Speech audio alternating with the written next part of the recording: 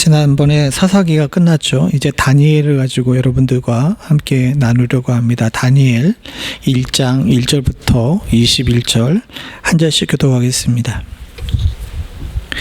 유다왕 여호야김이 다스린 지 3년이 되는 해에 바벨론 왕 느부갓네살이 예루살렘에 이르러 성을 에워쌌더니, 그래서 여호야김과 하나님의 전 그릇을 얼마를 그의 손에 넘기심에 그가 그것을 가지고 신할 땅 자기 신들의 신전에 가져다가 그 신들의 보물 창고에 두었더라.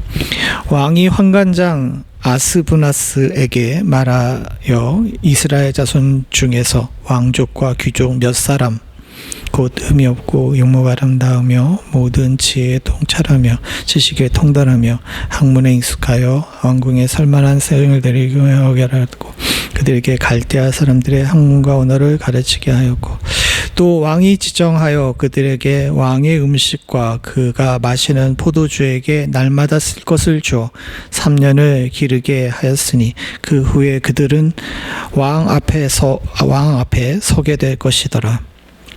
언젠가 손곧 이스라엘과 하나야와 미사엘과 아사랴가 있었더니 환관장이 그들의 이름을 고쳐 다니엘은 벨드사살이라 하고 하나냐는 사드락이라고 하고 미사엘은 메삭이라 하고 아사랴는 아벳느고라 하였더라.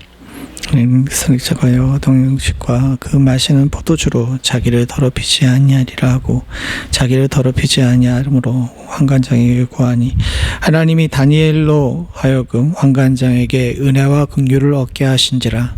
환관장이 다니엘에게 이르되 내가 여호중하거늘 그가 먹은 것과 너희 마실 것을 지정하였거늘 너희 얼굴이 초췌하여 같은 또래의 소년만 못할 것을 그가 보게 될 것이 무엇이냐. 그렇게 되면 너희 때문에 내 머리가 왕 앞에서 위태롭게 되리라 하니라.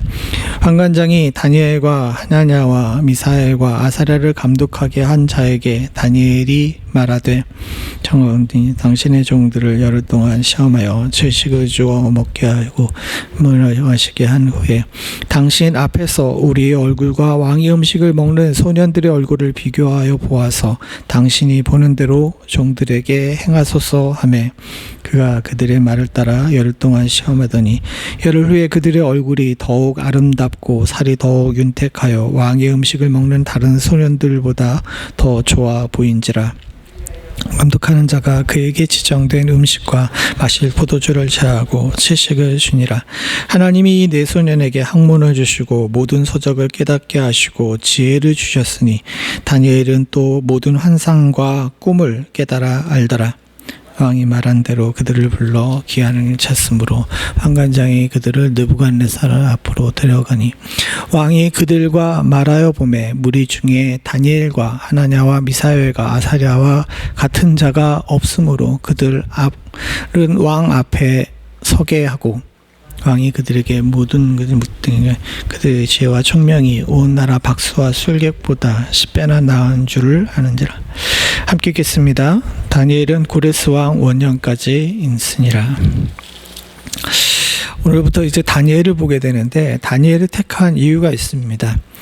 오늘날 많은 성도들이 이 땅에 지금 변화하는 세상 속에서 성도가 어떻게 살아야 되는지에 대해서 조금 혼란스러워하는 경향이 있습니다. 물론 우리 성도님들은 잘 하고 계시지만 앞으로도 우리가 미리 예방하고 또 미리 준비하는 의미에서, 그리고 더불어 이 말씀을 통해서 우리가 지금 살고 있는 삶 자체에 대해서 다시 한번 점검해 보면서, 어쩔 수 없이 공중권세 잡은 자들이 우리를 지배하고 있는 이 지상의 삶 속에서 우리가 하나님의 백성으로서 지킬 것은 어떤 것을 지키고 살아야 되는지, 또 포기할 것은 어떤 것을 포기하고 살아야 되는지, 또 어떤 정신으로 살아야 되는지에 대해서 한번 알아보려고 합니다. 더불어서 다니엘은 구약의 계시록이라고 할 수 있습니다. 다니엘서 앞부분은 흥미진진한 이야기로 이렇게 나와 있지만 6장 이후에 이제 다니엘이 사자굴에 들어갔다 나온 다음서부터는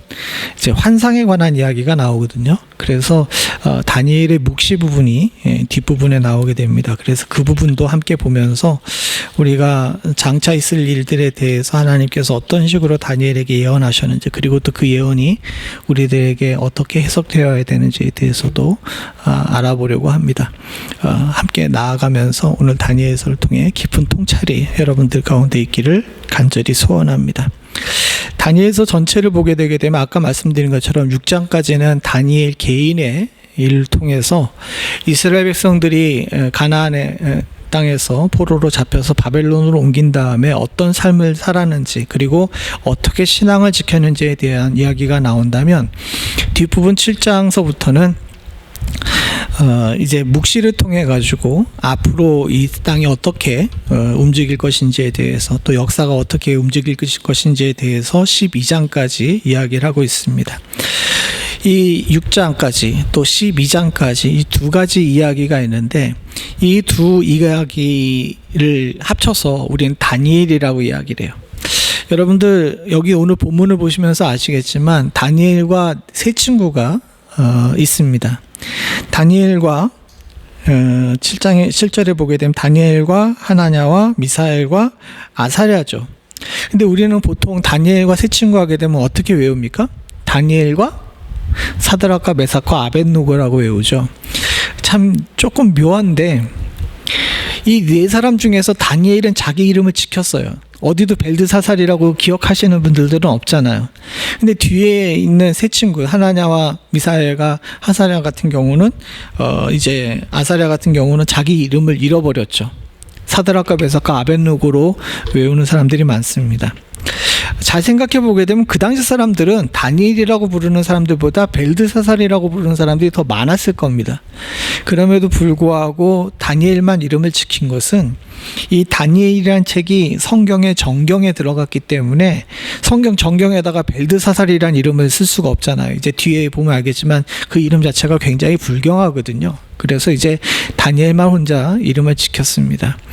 제가 이 이야기를 왜 드리냐 하게 되게 되면, 다니엘이 살았던 시대에는요, 세상에서는 하나님의 법이 우선되는 세상이 아니라 세상의 법이 우선되는 세상이었어요. 그래서 다니엘서 1장의 1절에 보게 되게 되면 제일 먼저 나오는 것이 그 당시 상황이 어떤지에 대해서 나옵니다. 유다왕 여호야김이 다스리던 지 3년 되는 해에 바벨론 왕 느부갓네살이 예루살렘에 이르러 성을 에웠었더니 라고 나오는데, BC 530년경인데 이 바벨론이 1차 침공을 하죠. 이때 1차 침공을 해가지고 1차 침공 때에 소위 말해서 이제 왕족과 귀족들을 볼모로 잡아갔을 때 다니엘이 끌려가게 됐던 일들에 대해 이야기를 하게 됩니다. 개인으로 있어서는 굉장히 비극적인 일이죠. 자기 아버지 집에서 아직 10대에 불과한 네 사람의, 이 사람 말고도 더 많은 사람이 있겠지만은 네 어린 청년들이 잡혀가게 됩니다. 그 잡혀가가지고 자신들이 자신의 인생을 결정하지 못하고 다른 사람에 의해서 자신의 인생이 결정되는, 그렇게 어떻게 보게 되면 시대에 휩쓸려 버린 한 개인의 이야기로 이 이야기가 시작이 돼요. 개인으로 볼 때는 굉장히 불행한 시작이죠. 그런데 이 본문을 잘 보게 되게 되면, 제가 아까 전에 이름 얘기를 하면서 다니엘 이야기를 했는데, 다니엘서의 주인이 과연 다니엘이냐라고 물어보게 되면 우리가 그렇지 않다는 걸 알아야 됩니다. 여기 다니엘의 개인의 이야기로 시작이 돼서 6장까지 나가지만, 그리고 7장 이후로도 다니엘이 하나님의 음성을 듣고서 적은 묵시의 이야기지만, 다니엘서의 주인공이 다니엘이냐? 아니죠. 벨드사살이라 이름한 다니엘이 아닙니다. 이 다니엘의 주인공이 누군지를 우리가 제일 먼저 확인을 해봐야 돼요. 진짜 주인공이 누구냐라는 거죠. 진짜 주인공이 누구냐? 성경에 오늘 우리가 읽은 1장에는요, 이 성경의 이 다니엘 시대뿐만 아니라 우리 시대가, 우리가 살고 있는 세상에 진짜 주인이 누군지에 대해서 차근차근 설명하면서 3절에서 분명히 누가 주인인지에 대해 피력하고 있습니다. 제일 먼저 1장 2절을 보게 되게 되면, 이스라엘이 남유다가 바벨론에 의해서 포위가 당하고 이제 잡혀가게 됩니다. 그래서 2절에 보게 되면 유다 왕 여호야김과 하나님의 전 그릇 얼마를 그의 손에 넘기심에 왕이 잡혀갔어요. 왕이 잡혀가고 왕궁에 있었던 하나님의 전 창고가 털렸습니다. 그리고 그곳에 아까 전에 말씀드렸던 왕족과 귀족들의 자제들이 이제 끌려가게 된 거죠. 근데 이 모든 일을 누가 시킨 거예요? 2절에 보게 되면 지금 누가 이 일을 시키게 된 거예요? 왕이 잡혀가고 왕궁 보고가 털리고 귀족들이 잡혀가게 된 거 누가 시킨 겁니까? 주께서라 그러죠. 여기 우리가 이걸 잘 생각해 봐야 됩니다. 우리는 역사를 이야기를 할 때 강대국이 힘이 있고 강대국이 힘이 줄고 또 때로는 전쟁이 일어나서 누구는 승리하고 누구는 패전하고 하는 일들에 대해서 이야기를 하면서 여러 가지 역학관계들을 생각을 합니다. 왜 전쟁이 일어났는지, 그리고 왜 전쟁에서 이겼는지, 왜 전쟁에서 패했는지를 하면서 이야기를 하면서 많은 사람들이 영웅에 관한 이야기를 해요. 예를 들어서 프랑스가 강대국이 된 것은 나폴레옹이라는 출중한 장군이 있었기 때문에 프랑스 제국을 만들고 이후로 프랑스라는 나라가 이제 강대국으로서 온전히 매김하게 됐다라고 이야기를 하는 사람들도 있습니다. 영웅적 입장에서 세상을 바라보죠. 그리고 또 반대로 20세기 초반에 19세기 말 20세기 초반에는 민중사관이라 그래서 아니다, 역사를 주관하는 것은 알렉산더나 나폴레옹이나 카이사르 같은 영웅이 주관하는 것이 아니라 민중들이, 이름 없는 민중들이 혁명을 통해 가지고 이렇게 하는 거다. 예를 들어 가지고 아까 프랑스 얘기를 했는데, 프랑스라는 강대국을 만든 것은 나폴레옹이라는 사람이 만든 것이 아니라 프랑스 혁명에 나섰던 그 혁명에 동참했던 이름 없는 파리 시민들로부터 시작됐다라고 이야기를 합니다. 그게 역사를 보는 두 가지 시각이에요. 영웅사관과 민중사관이죠. 그런데 성경은 다르게 얘기합니다. 역사의 주관자는 누구예요? 주입니다. 우리가 여기서 시가가 확대가 되는데, 이때까지만 해도 이스라엘 사람들은 하나님께서 이스라엘이나 유다만 바라보고 계시는 줄 알았어요. 그런데 열왕기에도 쭉 나오고 있고 또 여기도 나오고 있지만은 하나님은 그렇게 어디 한 군데 가둬놓으실 수 있는 분이 아닙니다. 심지어는 바벨론 왕 느부갓네살, 그 당시 제 강대국의 왕조차도 하나님의 허락 하에서 유다를 정복하고 왕을 잡아가고 성전의 보고를 털 수 있었다는 거죠. 우리가 이걸 잘 생각하고 우리의 삶에도 적용해야 되는데, 우리는 종종 우리 역사 속에 일어나는 여러 가지 일들에 대해서 여러 가지 이해와 또 논리를 이야기를 합니다. 그런데 우리가 분명히 기억해 하셔야 될 것이 있는데, 우리의 지도자를 세운 분도 분명히 하나님이시고요, 그 지도자를 내리시는 분도 분명히 하나님이십니다. 그와 같은 일들을 할 때 사람을 도구로 사용하시고 사건을 트리거로 사용하시긴 하지만, 여기 나와 있는 이 다니엘의 시각을 잘 생각해 보십시오. 다 이야기를 합니다. 그리고 나서 제일 앞에 뭐라고 붙여놓습니까? 주께서라고 붙여놓으면서 하나님께서 역사의 주인임을 이야기를 하죠. 또한 더불어 또 생각해 봐야 될 것이 있는데, 9절에 보게 되면 하나님이 다니엘로 하여금 환관장에게 은혜와 긍휼을 얻게 하신지라 라고 나옵니다. 그 역사 속에 있는 인물들, 여기는 환관장이지만 뒤에는 이제 느부갓네살도 2장에서 나오는데, 이 역사 속에 나와 있는 영웅들조차도 하나님께서 주관하시는 거예요. 그 역사 속에 나온 인물들의 여러 가지 일들을 보면서 이 사람들의 위인전들을 우리가 보잖아요. 그러면서 그 사람들의 장점과 단점들을 이야기를 합니다. 그런데 잘 생각해 보게 되게 되면, 인간에겐 자유의지를 허락하셨지만 때때로 하나님께서는 인간을 도구 삼으셔서 하나님의 역사를 이룰 때 하나님께서 그들을 주장하신다는 사실을 분명히 알아야 돼요. 그리고 마지막으로 세 번째, 하나님이 주도하셨음을 나타내는 구절이 나오는데 17절에 나옵니다. 하나님이 이 네 소년에게 학문을 주시고 모든 서적을 깨닫게 하시고 지혜를 주셨으므로 다니엘은 또 모든 환상과 꿈을 깨달아 알더라 하면서, 영웅뿐만 아니라 나 개인, 여기 지금 이 시점에 이 4명의 청년들 같은 경우는 아까 전에 말씀드렸던 민중에 해당되겠죠. 굉장히 작은 이름 없는 자들까지도, 그리고 나에게까지도 하나님께서 직접적으로 개입하고 계시다는 사실을 알아야 돼요. 타이틀은 다니엘서라고 나와 있고, 이 벨드사살이라 이름 바뀐 사람의 인생을 통해서 이야기를 하지만, 다니엘서는 처음 시작부터 이 성경의 주인이, 또 역사의 주인이, 시간의 주인이 누구인지에 대해서 분명히 얘기합니다. 사랑하는 성도님들, 하나님이십니다. 이 이야기를 우리 삶에도 그대로 적용하게 되면 우리가 우리 인생을 사는 것 같고 우리 시대를 살고 있고 지금 21세기를 살고 있고 지금 21세기 2026년에 미국의 대통령은 이제 그 사람이고 또 한국의 대통령은 그 사람이고 이런 것들을 생각하고 있지만 사랑하는 성도님들, 그들 위에 계시는 분은 하나님이시고 하나님께서 역사를 주관하고 계시다는 사실을 우리는 인정할 줄 알아야 되죠. 사실 이게 쉽지가 않습니다. 예를 들어 보게 되면 지금 시점에 일어나는 일을 생각해 보시죠.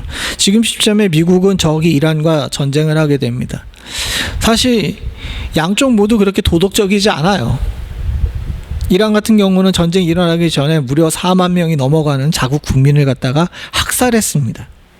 이건 분명히 비난받아 마땅한 일이죠. 반대로 이쪽도 마찬가지죠.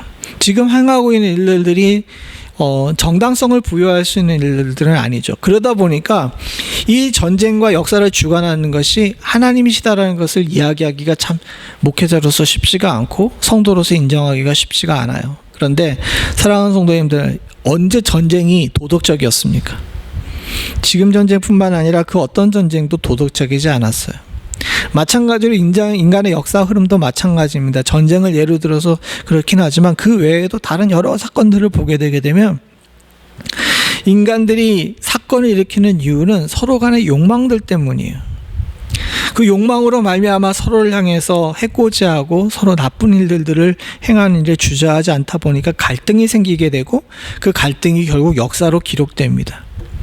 그러다 보니까 사람들은 생각할 때 이 갈등을 일으키는 인간의 죄악된 욕망으로 일어나는 일들은 인간의 문제이고 하나님께서는 그것을 정의롭게 정리하시는 분이시라고만 생각을 하는 경우가 많습니다. 근데 우리가 그런 시점으로 세상을 바라보고 역사를 바라보고 우리의 시간을 바라보게 되게 되면 하나님이 인간을 방치하는 것으로 해석할 수 있어요. 그렇지 않습니다. 사랑하는 성도님들, 우리 입장에서 도덕적이고 우리 입장에서 부도덕한 거지 하나님 입장에서 보게 되면 인간이 아무리 도덕적이라 그래도 더러워요. 우리의 기준으로 판단해서 하나님은 이건 개입하고 이것은 개입하지 않았다고 하는 것은 굉장히 교만한 일입니다. 우리는 그냥 여기 다니엘 했던 것처럼 아주 건조하게 그냥 하나님께서 이 모든 일들을 주관하고 계시다는 사실을 인정할 줄 알아야 됩니다. 그래야 신앙을 지킬 수 있고 그래야 이 위기의 시기에 우리의 믿음을 온전히 지킬 수가 있습니다. 다니엘은 그렇게 했어요. 다니엘 입장에서 생각해 보십시오. 나라가 망했어요. 왕이 끌려갑니다. 본인도 끌려가게 됐어요. 이런 상황 속에서 이 모든 일이 하나님께서 하신 일이다라고 인정하기가 쉬웠겠습니까? 그렇지가 않죠. 개인으로서 엄청난 불행이자 나라와 민족이 망한 일입니다. 이건 두말할 나위 없이 정말 살이 찢기고 애가 끊어지는 그런 아픔을 겪고 있어요. 그런데 이 모든 일들이 누가 하신 거라고 인정해야 돼요? 예, 주께서 하신 것이라고 인정해야 돼요. 왜? 그렇게 해야 회복이 시작되거든요. 그렇게 해야 자신을 지킬 수가 있고요. 그게 우리 신앙인들의 온전한 자세입니다. 안타깝지만 오늘날 많은 교회들과 목회자들과 성도들이 이걸 무시하는 경향이 있습니다. 사랑하는 성도님들, 우리 일로 판단해서 좋은 일은 하나님의 것, 나쁜 일은 하나님의 것 아닌 것 이렇게 생각하면 안 됩니다. 그냥 되어지는 모든 일들이 하나님의 역사하심과 통치 가운데 있는 거예요. 그걸 인정할 줄 알아야 우리가 전심으로 전력으로 하나님 앞에 나아갈 수가 있고요. 온전하게 우리의 신앙을 지킬 수가 있습니다. 우리가 이것을 잘 알 수 있기를 간절히 소원합니다.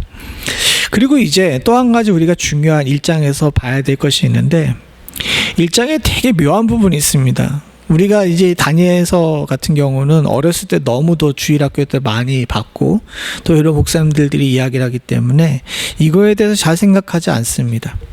다니엘이 이제 왕의 음식을 안 먹고 채식과 물만 주어 먹게 해주세요라고 이 노래까지 나와가지고 여기에만 이제 꽂혀 있는 경우가 많이 있죠.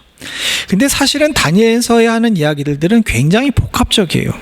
오늘 본문에 보게 되게 되면 다니엘이 이스라엘에서 이제 예루살렘에서 신할 땅이 바벨론으로 끌려간 다음에 그의 삶의 여러 가지 변화를 이야기하고 그 변화 가운데 자신이 지킨 것들에 대한 이야기를 하는 내용이 나옵니다. 근데 잘 생각해 보게 되면요, 굉장히 이게 언밸런스해요.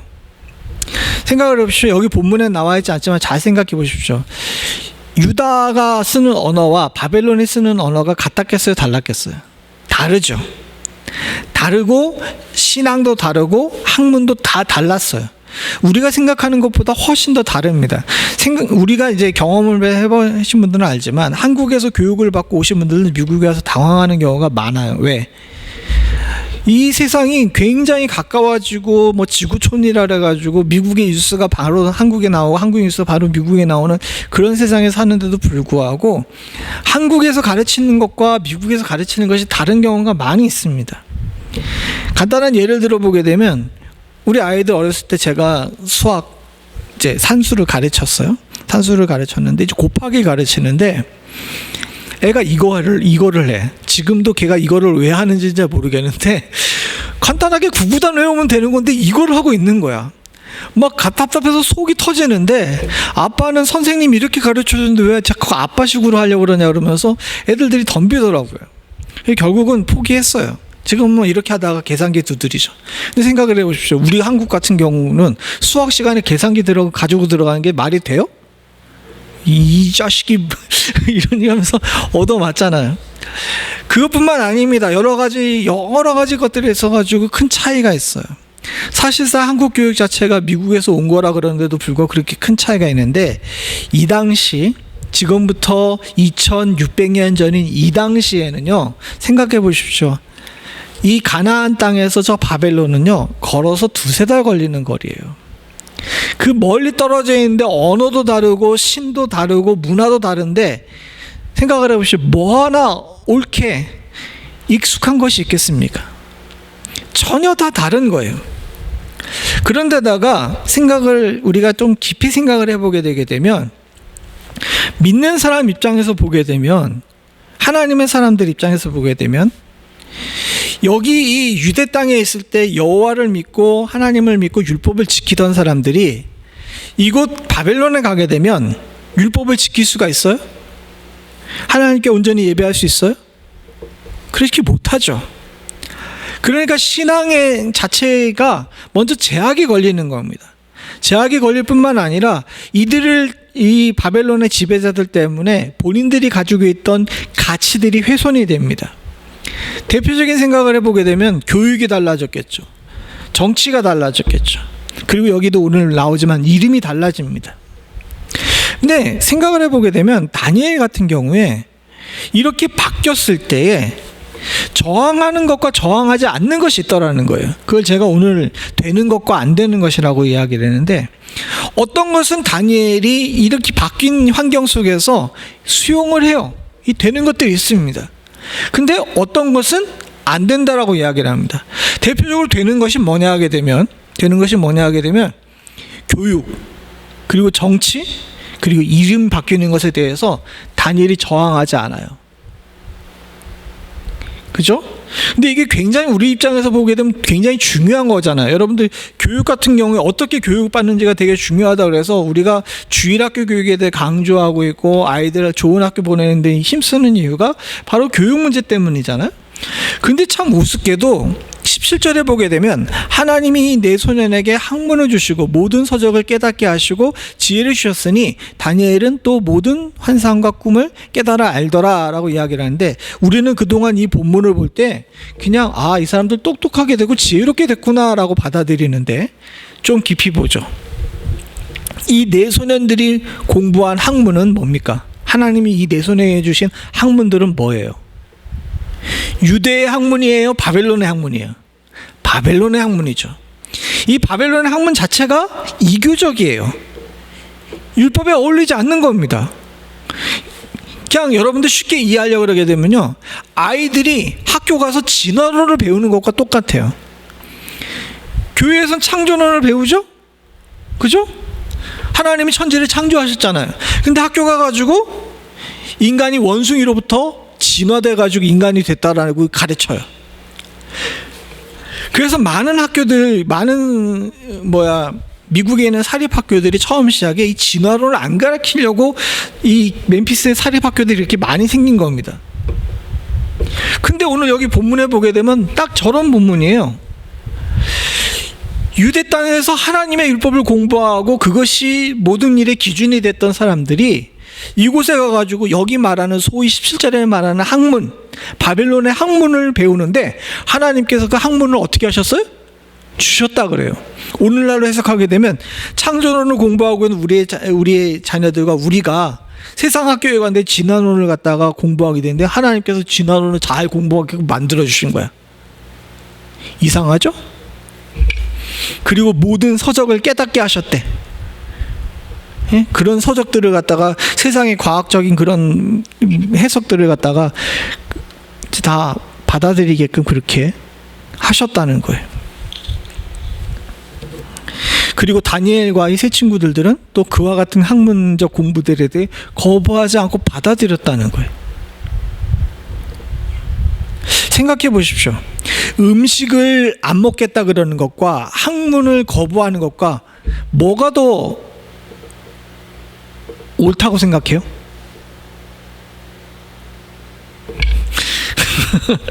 이 생각을 한 번도 안 해봤죠. 근데 사실은 우리가 어린아이들이 가는 것처럼 채식과 물만 좀 먹게 해주세요라고 하면 신앙을 지켰다고 이렇게 간단하게 얘기할 게 아니라 오늘 본문을 좀 더 깊이 바라보게 되면 우리가 지금 이 땅에서 이 시대에 살면서 어떤 방식으로 접근해야 되는지에 대해서 생각해 봐야 될 필요가 있습니다. 하나님께서는 세상 학문에 대해 거부하지 않으세요. 그거 가서 공부하라 그러고 공부 잘할 지혜도 주십니다. 왜? 그게 이 땅에 발붙이고 사는 우리 세상 권세를 잡은 자들의 통치하고 있는 이 땅에 사는 우리들이 어쩔 수 없이 져야 될 숙명이라는 걸 주께서 무시하지 않으세요. 세상의 금융, 솔직히 말하게 되면 하나님 율법대로 하게 되게 되면 죄예요. 형제에게 이자를 받지 말라 그러는데 금융 자체가 뭡니까? 이자잖아요. 또 우리가 사는 동안에 음식에 행동하는 것들에 대해서도 마찬가지예요. 율법대로 하게 되게 되면 지금 우리가 하고 있는 여러 법들에 대해서 할 말 많습니다. 그런데 아니죠. 우리가 이 땅에 사는 동안 세상의 법을 지키고요, 세상의 기준을 지키고요, 세상의 학문을 공부하고요, 심지어 하나님께서 그 학문을 잘 공부하게끔 지혜도 주세요. 이걸 우리는 인정해야 된다는 겁니다. 이게 예수님께서 말씀하신 가이사의 것은 가이사에게, 하나님의 것은 하나님에게예요. 이 가이사의 것은 가이사에게. 우리가 살고 있는 이 시대와 삶과 지식을 무시하지 말 것을 말씀하시는 거죠. 두 번째 나와 있는 이 정치에 관한 문제도 마찬가지입니다. 19절에 보게 되면 왕이 그들에게 말하여 보매 무리 중에서 다니엘과 하나냐와 미사엘과 아사엘과 같은 자가 없으므로 그들이 왕 앞에 서게 하고, 우리가 이게 그냥 상 받았구나 이렇게 생각하는데 그게 아닙니다. 저 왕 앞에 서다라는 것은요, 얘들이 직분을 받고 신하로서 자신의 일을 감당하게 된 거예요. 더군다나 다니엘은 꽤 오래 살아가지고 왕조가 바뀌었는데도 불구하고 고레스 왕 원년까지, 페르시아 제국이, 바벨론이 망하고 페르시아 제국이 들어온 다음에도 고레스 왕 원년까지 그 직분을 갖다가 승승장구하면서 계속했다는 겁니다. 사람들은 생각합니다. 기독교인들은 정치에서 좀 멀어져야 된다고요. 아닙니다. 저 개인은 정치적 성향이 있어요. 다만 강대상 위에서 목회자가 정치적인 이야기를 하는 것이 옳지 않다라고 생각하기 때문에 안 하는 것뿐이지, 세상의 여러 가지 일들에 살면서 우리가 거기에 동참하면서 세상의 일원으로서 직분을 감당하는 것은요, 하나님께서 허락하신 일입니다. 그리고 그것 중에서 잘하게끔 만드셔가지고 높은 위치에까지 올라가게 하세요. 고레스 왕 원년에 다니엘이 마지막으로 갔던 직업이 세 총리 중에 한 사람이었잖아요. 여러분, 세상에서 성공하세요. 그게 잘못된 것이 아닙니다. 하나님께서는 그거 하게 만들어 주세요. 근데 많은 사람들 중에서 특별히 극단적으로 이제 예수를 믿는다라고 생각하시는 분들은 이거 안 하겠다라고 하면서 이제 거부하는 경우도 있죠. 물론 이제 여러 가지 조건들 때문에 그러신 분들도 있지만 우리가 이 부분을 잘 생각해 봐야 됩니다. 그리고 또 한 가지가 있는데 뭐냐면 이름이에요. 이게 굉장히 중요합니다. 사실은요, 음식 문제로 이제 다니엘이 저항을 하는데 이름 문제가 훨씬 더 큰 문제입니다. 7절에 보게 되면 환관장이 이 다니엘을 비롯해 가지고 세 사람의 이름을 바꿉니다. 근데 이게 이 사람들에게 굉장히 중요해요. 오늘날 우리나라 사람들은 이름에 대해서 별로 대수롭지 않게 생각하지만은 미국 사람들은 더 그러고요. 조금 전 세대만 해도 여러분들 이름 같은 경우 짓는데 굉장히 힘을 쓰잖아요. 물론 지금 한국 사람들은 지금도 여전히 이름을 중시 여겨서 심지어는 장명소 같은 데 가서 철학관 같은 데 가서 이름을 지어가지고 잖아요. 운명을 결정한다고. 근데 2600년 전에는요, 이름이 그 사람의 정체성이었어요. 그런데 여러분들 이 이름이 이 네 사람이 바뀐 이름, 전 이름과 바뀐 후의 이름들이 얼마나 큰 차이가 있는지를 보게 되게 되면 이 네 사람이 이름 바뀌는 데 대해 저항하지 않은 것에 대해서 우리가 의아하고 고개를 갸웃할 수밖에 없습니다. 여기 보면은 다니엘은 벨드사살로 바뀌었잖아요. 다니엘이라는 이름 자체가 하나님은 심판자라는 건데 벨드사살은 뭐냐면 벨신은 벨신이여 그의 생명을 보호하소서라는 내용입니다. 아예 이름 자체가 굉장히 뭡니까? 이교적이잖아요. 우상숭배적이에요. 하나냐는 여호와는 자비하시다라는 뜻인데 사드락은 아쿠신의 명령이라는 뜻입니다. 이 다니엘, 하나냐, 미사엘, 아사랴가 다 이름이 굉장히 좋은 이름이었는데 이 이름들이 다 이단의 이름으로, 이교신의 이름으로 바뀌는 거예요. 미사엘은 무엇입니까? 누가 하나님과 같은가라는 의미인데 메삭으로 바뀌었는데 누가 아쿠신과 같은가로 바뀌었어요. 이거 굉장히 나빠요. 이 사람 이름 지어준 사람이 굉장히 나빠요. 너 미사엘이 무슨 뜻이야? 라고 그러니까 여호와 하나님은 같으시니까 누구십니까? 라는 뜻입니까? 그러니까 그걸 갖다가 넌 그럼 앞으로 메삭, 누가 아쿠신과 같은가? 라고 이렇게 바꾼 거예요. 얼마나 이 사람이 이걸로 상처를 받았겠어요. 아사랴는 여호와께서 도우셨다라는 뜻인데 아벤느고로 바뀌었어요. 느고 나무신의 종이라는 뜻입니다. 근데 이름이 이렇게 바뀌는데 이 이름 바뀐 것에 대해서 네 사람이 저항했느냐? 저항 안 했어요. 왜 그랬을까요? 남이 나를 어떻게 부르든지 이 사람들은 상관이 없었던 겁니다. 남이 나를 메삭이라고 불러도 나는 미사엘이에요. 남이 나를 사드락이라고 불러도 나는 하나냐. 그러니까 이 정신을 갖다가 가지고 우리가 이 땅에 살아야 됩니다.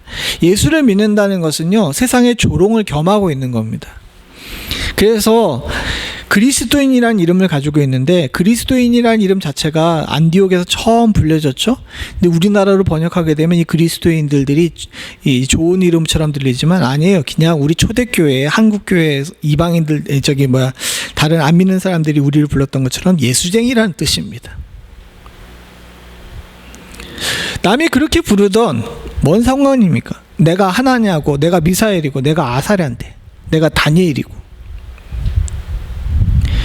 이 땅에 살면서 이 땅의 권세 잡은 자들이 반기독교적이기 때문에 어쩔 수 없이 우리들이 져야 되는 이런 부분들에 대해서 그런 것들에 매여 살지 말고 나 자신을 지키는 데 최선을 다해야 돼요. 그 나 자신을 지키는 가장 큰 이제 핀이 오늘 본문에서는 안 되는 것으로 나오는 것이 바로 음식이었습니다. 8절에 보게 되면 다니엘이 뜻을 정하여 왕의 음식과 그가 마시는 포도주와 자기를 더럽히지 아니하리라, 포도주로 자기를 더럽히지 아니하리라고 자기를 더럽히지 아니함으로 환관장에게 구하니라고 이야기를 하는데, 우리가 어렸을 때 배웠을 때는 저도 기억을 하는데, 그리고 저 대학 때도 마찬가지였어요. 저 부분을 가르쳐줬던 교수님이 왜 다니엘이 좋은 음식과 포도주를 안 먹었을까라고 이야기할 때 많은 사람들이 가르칠 때 저기 들여졌던 고기가 이방신에게 들여졌다 나온 것이고 포도주가 이방신에게 들여졌다 나온 것이기 때문에 그렇다라고 이렇게 하면서 그걸로 몸을 더럽히지 않겠다라고 이야기를 했다는데, 아까 전에 말씀드린 것처럼 이미 이름에서 몸이 더럽혀졌는데, 더군다나 저 당시엔 어땠냐 하게 되면 성이 이렇게 쓰면요, 그 가축이 있어요. 가축이 있는데 가축들을 대부분 성 안에서 안 잡았습니다. 왜? 성 안에서 잡으면 어떻게 되겠습니까? 여러분, 그 소 잡는 거를 이제 못 보셨을 텐데, 저는 어떻게 하다 보니까 소 잡는 거, 개 잡는 거를 봤어요. 어렸을 때 횡성에 살았거든요. 횡성이 알다시피 그 횡성 한우가 유명한데, 횡성에서 한우를 많이 키우기 때문에 횡성 한우가 유명한 것이 아니라, 횡성에 한국에서 제일 큰 도살장이 있기 때문에 횡성 한우가 유명한 거거든요. 그 도살장에 이제 근처에 갈 일이 있어가지고 지나가다가 봤는데, 그 이제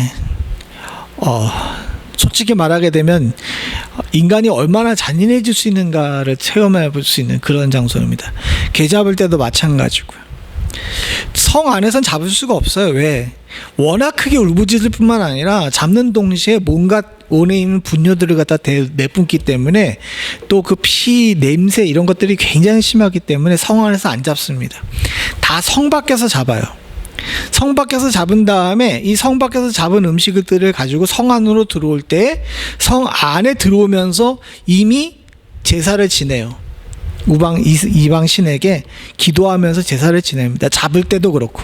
사실은 이 문제는 후에 신약에서도 이제 고기를 먹는가에 관한 문제로 이제 사도들 간에 논쟁이 있었죠.